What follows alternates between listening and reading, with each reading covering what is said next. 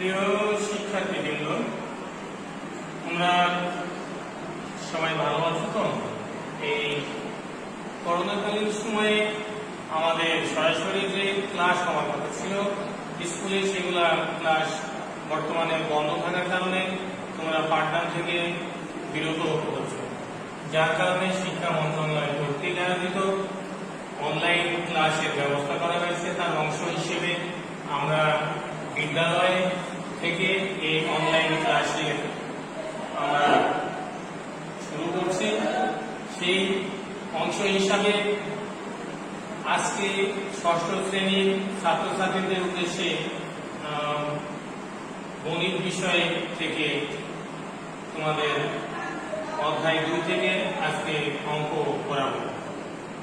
তোমরা সবাই এই অংশে অংশগ্রহণ করবে, তার কারণ এটি আমাদের বার্ষিক পরীক্ষার অংশ।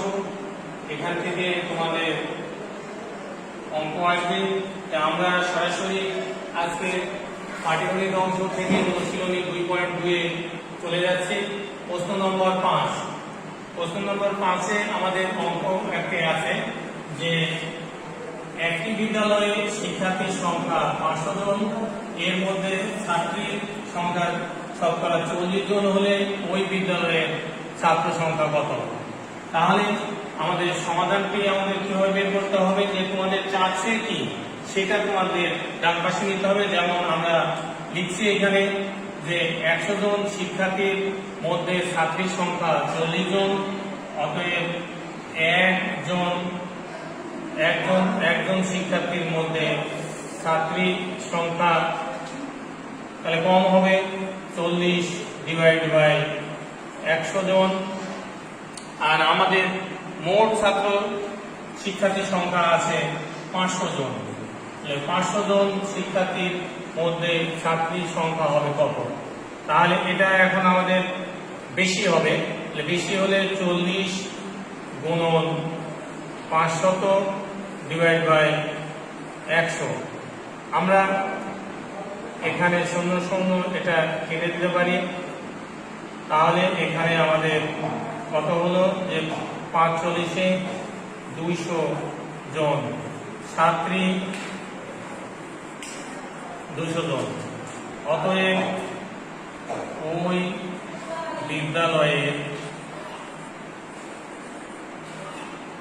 বিদ্যালয়ের শিক্ষার্থী সংখ্যা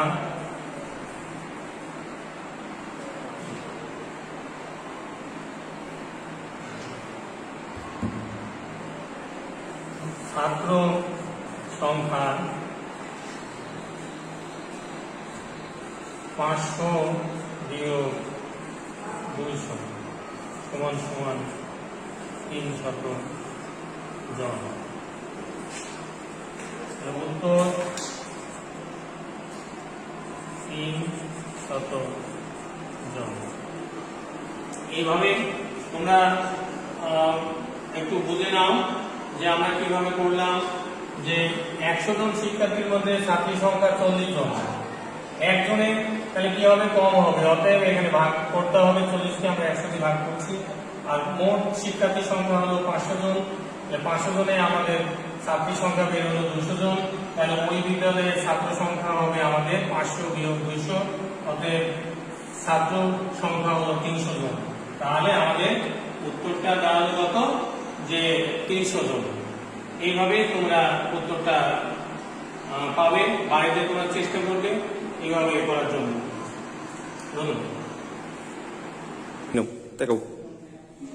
প্রিয় শিক্ষার্থীবৃন্দ, তোমাদের এই অধ্যায়েরই অনুশীলনীর আরেকটি অঙ্ক আমরা করতে যাচ্ছি, যেটি হলো 11 নম্বর অঙ্ক।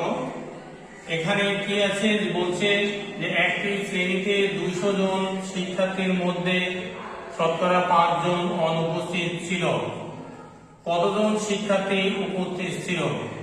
তাহলে আমাদের কি করতে হবে যে 100 জনের বলছে যে 5 জন অনুপস্থিত। তাহলে আমরা কিভাবে সাজাবো অঙ্কটাকে? তাহলে আমরা লিখি, সমাধান করি যে 100 জন শিক্ষার্থীর মধ্যে অনুপস্থিত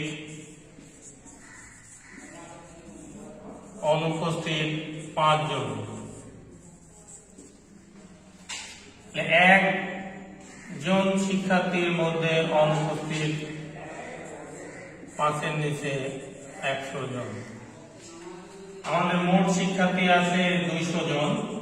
200 জন শিক্ষার্থীর মধ্যে আমাদের কত হবে? 200 নিচে হলো 100।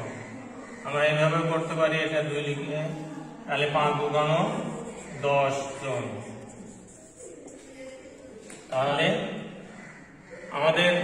তাহলে এখন কি করতে হবে?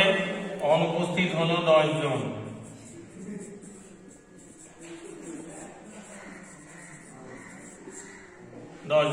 অতএব উপস্থিত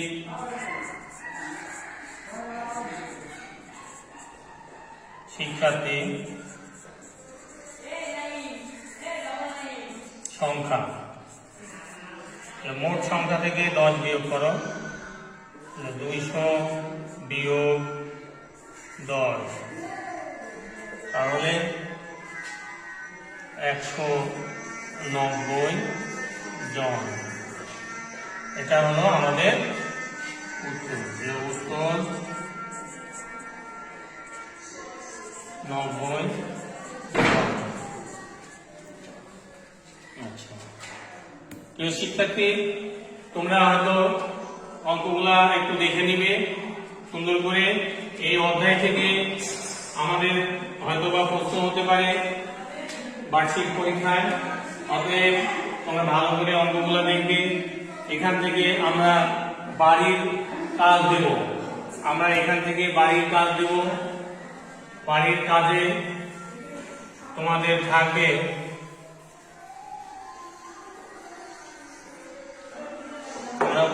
বাড়ির কাজ দেব।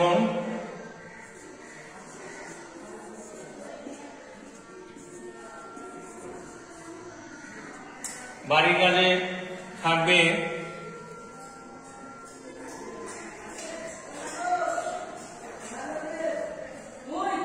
10, 11 এবং 12 নম্বর অঙ্কগুলো।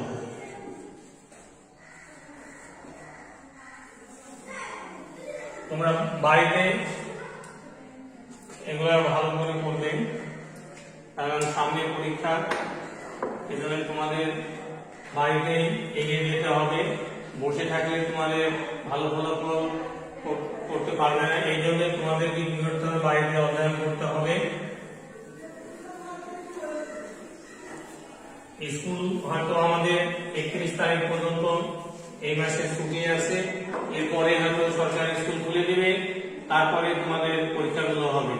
অতএব বাড়িতে বসে না থেকে তোমরা সুন্দরভাবে প্রত্যেকটা অধ্যায় থেকে অঙ্কগুলো করবে, যেন ভালো ফলাফল করতে পারো। সবাইকে শুভেচ্ছা জানিয়ে আজকের এই অনলাইন ক্লাসের সমাপ্তি ঘোষণা করছি।